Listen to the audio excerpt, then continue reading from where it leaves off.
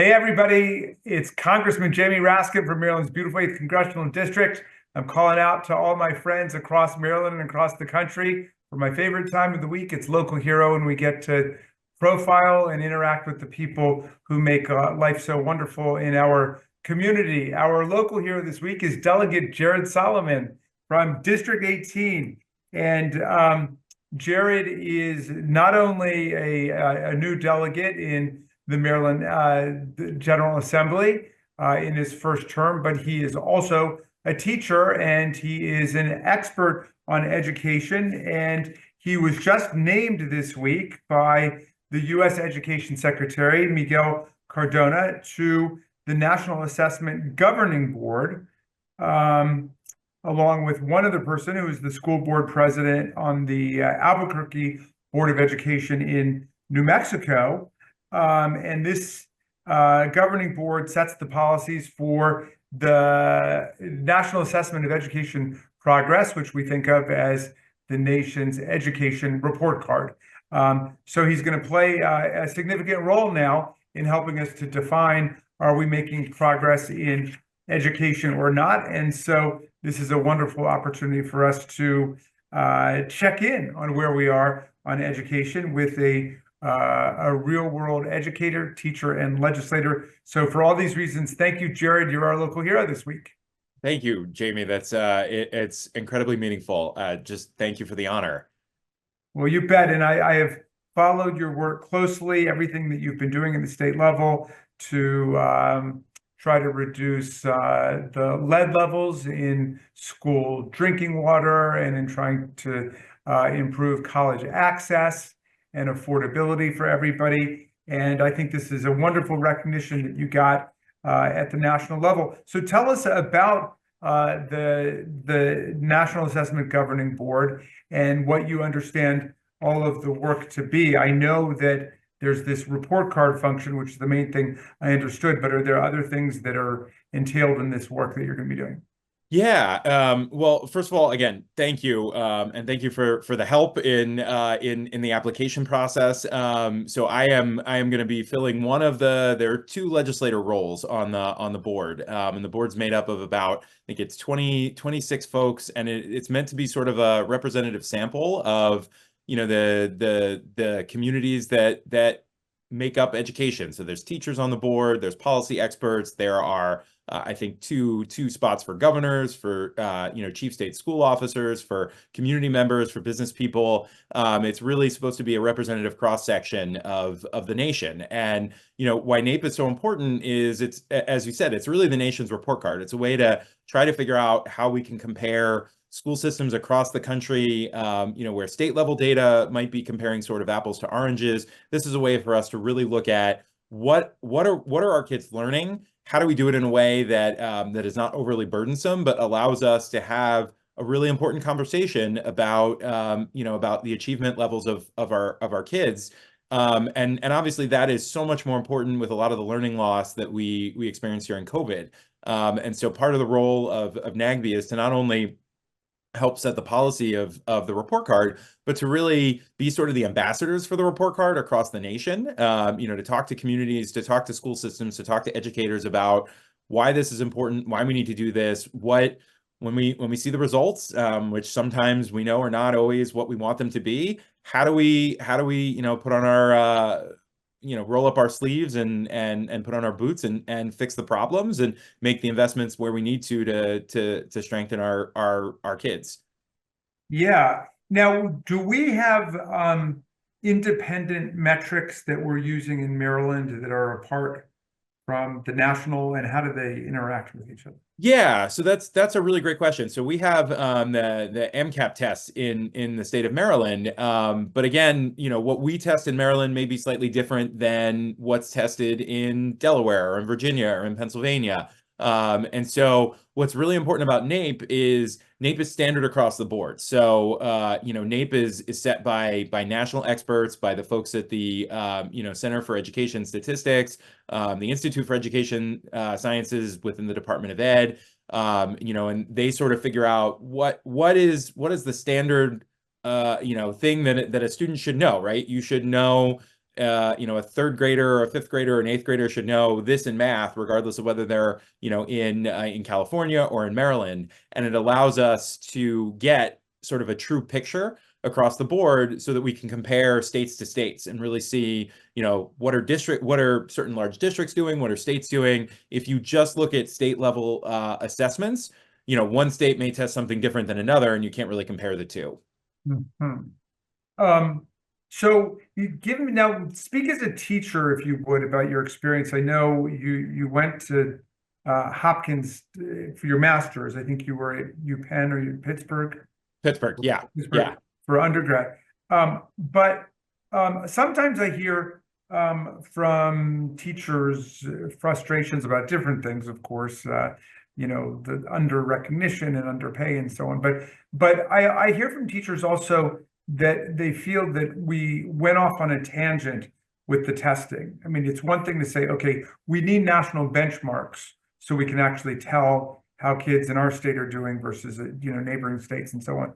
But I think some teachers have felt that everything at a certain point became about the tests.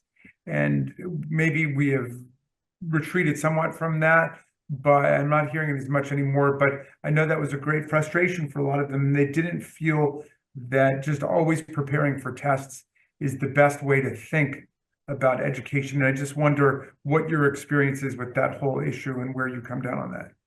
Yeah, I mean, and I'll say this, I think teaching is the hardest job in the world, and my heart goes out, my admiration to all of our educators as a dad myself, and former teacher.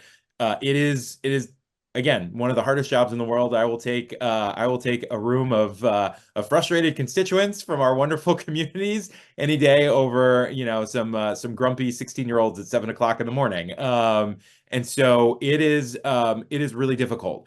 And so I think Maryland, really we were leaders. I think actually you may have been involved in this as work in the General Assembly before I was elected, where we really sat down and Maryland sort of collectively decided, how do we want to try to limit the amount of testing? How do we want to do it in a way that gets us the data that we need, but is done in a way that is impactful, that actually measures what students should be learning, as opposed to a simple check the box exercise. Did you fill this bubble in correctly? And suddenly you're proficient because you answered a multiple choice question.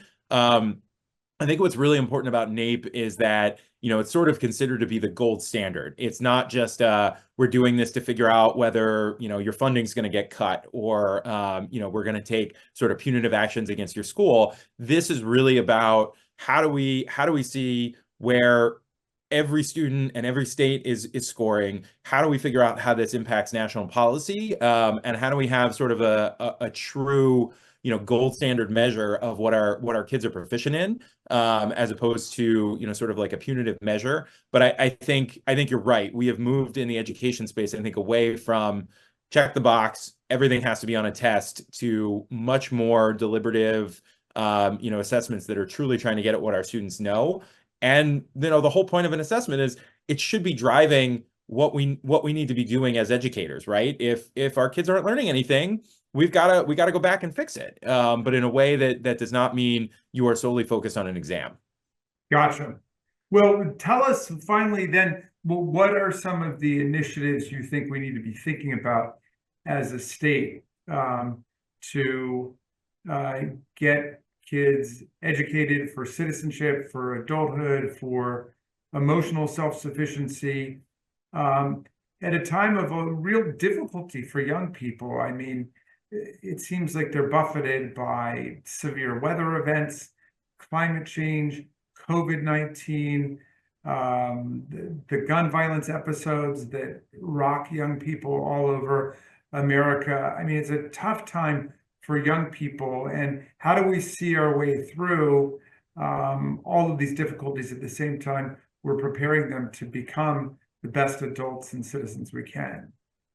Yeah, I mean, I think you hit the nail on the head. It's not surprising that our young people, and you work closely with young people in Democracy Summer, and it's always really important to me that we've got high school students who help us with our policy. We usually work on at least one or two bills a session that that involve our young leaders. And I mean, when you grow up and you're born into multiple wars and all of the horrible things that you just sort of listed, it's hard to blame a young person for maybe being a little bit apathetic or disillusioned. And I think it's really incumbent upon us to, I think more of our curriculum needs to be around teaching critical thinking, less about memorization. I mean, at this day and age, when you have a smartphone in your pocket, it's not that there aren't important things that you should know, that you should be able to recall, but I think what we need to be teaching our students is how to critically identify, information, how to figure out what's a good source, what's a bad source, how to make an argument. I think we need to bring experiential learning more and more into the building. But these are things that they're not easy for teachers to do, right? It's way easier to teach to a multiple choice exam than to ask a student to do a presentation or go out and do a volunteer project and come back and build a portfolio around it. And so from a policy perspective, I think we're trying to do this with the blueprint. We need to pay our teachers more first and foremost. We need to value their service. We need to bring more educators into the profession so that more teachers have planning time. Again, planning portfolio and writing assessments is really difficult, and it takes a lot of time to grade. It takes a lot of time to design. And if you're a teacher that doesn't have any planning time, and you're dealing with all the other challenges that you're talking about of being essentially a social worker and a therapist for your students, because we may not have those mental health resources available. You need time. You need an hour of your day that shouldn't just be when you get home at night, to sit down with your colleagues and brainstorm and pollinate ideas. And when you look at really good school systems, that's what they're doing. But it costs a lot of money because for every 1 hour that a teacher is planning, that's a class they can't teach. And so I think when we look at the dollars and cents that we deal with in Annapolis or that you all are dealing with in Washington, there is no better place that we can make those investments than in education. But we got to convince some of our colleagues that that's the right place to put the money. Well, Jared, look, thank you for your work as a teacher in different schools in our community and in the state. And thank you for your leadership on education issues in Annapolis and now at the national level in the work that you'll be doing on this board for the nation's education report card. You're a local hero this week. Thanks so much for everything you do. Thank you, Jamie. Just grateful for the partnership.